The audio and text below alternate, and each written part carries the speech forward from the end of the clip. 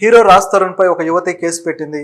అతను నన్ను మోసం చేశాడు, ప్రేమించాను, పెళ్లి చేసుకుంటాను అని మోసం చేశాడంటూ లావణ్య అనే యువతి నార్సింగ్ పోలీస్ స్టేషన్లో కేసు పెట్టారు. ఆ కేసు ఏంటి, దాని వివరాలు ఏంటో ఒకసారి చూద్దాం. హీరో రాజ్ తరుణ్ యువ హీరో, కొన్ని సినిమాలు బాగా చేశారు. ఈ మధ్యకాలంలో ఒక సినిమా షూటింగ్ జరుగుతూ కూడా ఉంది. ఉయ్యాల జంపాలతోటి అతను తెలుగు ఇండస్ట్రీలోకి ఎంట్రీ ఇచ్చాడు.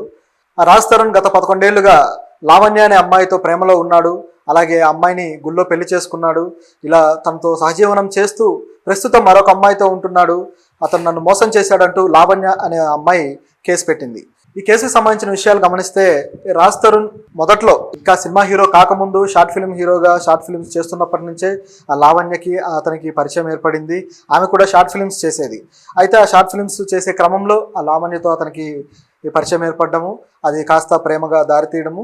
అక్కడి నుంచి వాళ్ళు గత 11 ఏళ్లుగా వాళ్ళు ఇద్దరు కలిసి జర్నీ చేస్తున్నారు, కలిసే ఉంటున్నారు. తర్వాత వాళ్ళ ప్రేమని ఇంట్లో వ్యక్తపరిచి వాళ్ళు ఎవరికీ తెలియకుండా గుళ్ళో పెళ్లి చేసుకున్నారట. ఆ గుళ్ళో పెళ్లి చేసుకున్న తర్వాత కలిసి సహజీవనం చేస్తూ ఈ మధ్య వరకు కూడా అలా కలిసే ఉన్నారు. కానీ గత 3 నెలల క్రితం మాత్రం వాళ్ళిద్దరి మధ్య ఏవో పొరపొచ్చాలు వచ్చి అతను ఇంటికి దూరంగా వెళ్ళిపోయాడని చెప్పేసి ఆమె చెప్పడం జరిగింది. దీనికి సంబంధించి వివరాలు చూస్తే, ప్రస్తుతం అతను ఒక తిరగబడరా సామి అనే ఒక సినిమాలో నటిస్తున్నాడు. ఆ సినిమాలో అతనితో పాటు నటించే హీరోయిన్ మాన్వి మల్హోత్రా.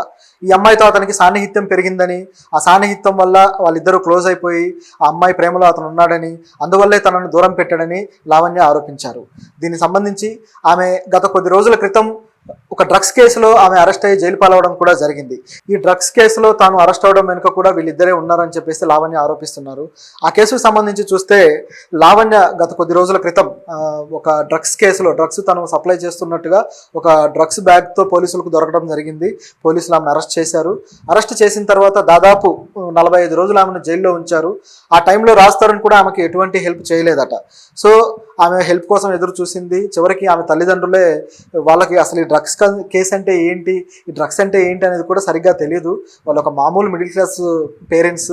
సో వాళ్ళు తన కోసం వచ్చి వాళ్ళ ప్రాపర్టీస్ అవి ఇవి పెట్టి చివరికి ఒక ఆమెని బయటికి తీసుకురావడం జరిగింది బెయిల్ రూపంలో అని చెప్పేసి ఆమె చెప్పడం జరిగింది.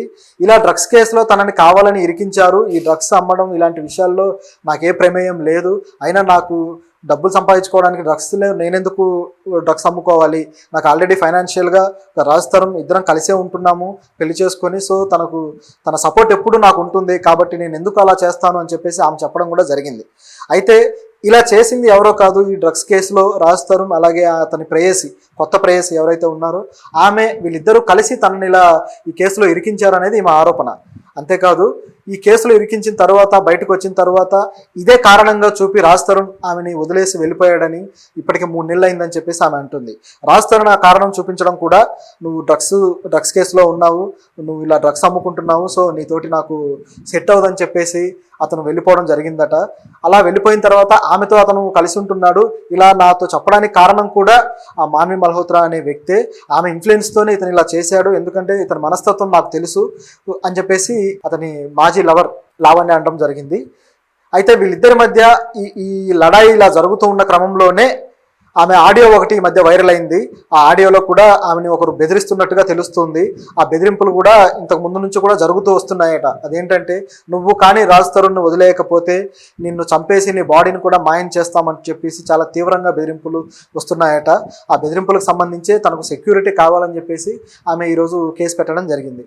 ఆ సెక్యూరిటీ ఎవరి నుంచి అంటే ఎవరో కాదు, ఆ బెదిరింపులు చేస్తున్న వ్యక్తి కూడా ఈమె, ఈ మాల్వి మల్హోత్రా. అలాగే ఆమె బ్రదర్, ఆమె సోదరుడు ఎవరైతే ఉన్నారో ఆ వ్యక్తి, వాళ్ళిద్దరూ కలిసి ఫోన్లు చేసి తనని ఇలా బెదిరిస్తున్నారు, చంపేస్తా అని చెప్పి, అందుకే ఇలా నేను కేసు పెట్టడానికి వచ్చాను, నాకు రక్షణ కావాలి, ఎందుకంటే రాజ్ తరుణ్ కూడా తన దగ్గర లేడు, వెళ్ళిపోయాడు, అలాగే పేరెంట్స్ కూడా ఊర్లో ఉంటారు, సో నేను ఇక్కడ ఒంటరిగా ఉంటున్నాను కాబట్టి నాకు ప్రమాదం ఏర్పడుతుంది, కాబట్టి నేను ఇట్లా కేసు పెట్టడానికి వచ్చాను. అలాగే ఈ వ్యక్తి కూడా, ఈ మాన్వి మల్హోత్రా అనే వ్యక్తి గురించి కూడా ఆమె కాస్త స్టడీ చేసినట్టుంది. స్టడీ చేసి ఆమె గురించి కూడా కొన్ని విషయాలు మీడియాతో పంచుకున్నారనమాట. అవేంటంటే, ఈ మాన్వి మల్హోత్రా అనే వ్యక్తి ముంబై నుంచి వచ్చారు. ఆమె ముంబైలో కూడా ఇలాగే ఒక వ్యక్తి మీద కేసు పెట్టడం జరిగింది. ఆ కేసు వచ్చేసి, ఆ వ్యక్తి పేరు యోగేష్. ఆ యోగేష్ అనే వ్యక్తి ఒక సినిమా ప్రొడ్యూసర్. ఆ ప్రొడ్యూసర్ మీద ఆమె తనని ఇబ్బంది పెడుతున్నాడని చెప్పేసి ఒక కేసు వేయడం జరిగింది. ఆ కేసులో భాగంగా పోలీసులు అతను అరెస్ట్ చేశారు. కానీ తీరా కనుక్కుంటే అతను ఎవరో కాదు, ఆమె మాజీ ప్రియుడు. ఆ యోగేష్ అనే వ్యక్తి మాల్వి మల్హోత్రా మాజీ ప్రియుడు.